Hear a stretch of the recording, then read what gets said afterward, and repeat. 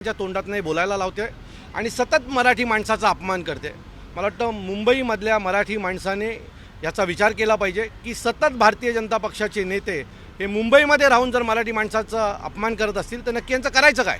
तर यांचं येत्या निवडणुकीत त्यांची जागा त्यांना दाखवून दिली पाहिजे। मराठी माणसाने ठाकरे बंधूंच्या पाठी खंबीर उभे राहिले पाहिजे। अविनाशजी, एक प्रश्न आहे, मनधरणी करण्यात यश मिळतंय का? जे इच्छुक उमेदवार होते ज्यांना बघा, आमच्याकडे कोणी किती रागात असेल तर सन्माननीय राजसाहेबांनी पाठीवर हात ठेवल्याच्या नंतर त्यांचा राग हा गेलेलाच। हे आता जे पाठी सगळे दिसत आहेत हे इच्छुक होते ठाण्यातनं, पण सन्माननीय राजसाहेबांना भेटल्याच्या नंतर ते एवढे भावूक झाले की आमचा भावेश मला पटकन म्हणाला की एवढ्या वर्ष मी मनसेत काम करतो, आज मला ते सार्थक झाल्यासारखं वाटलं।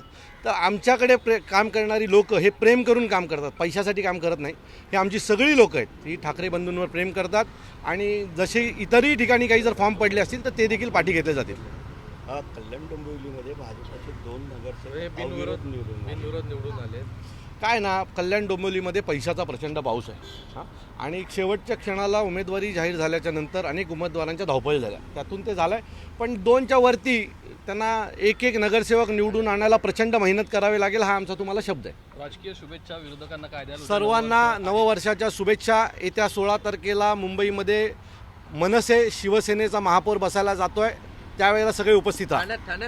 ठाण्यातही बसणार।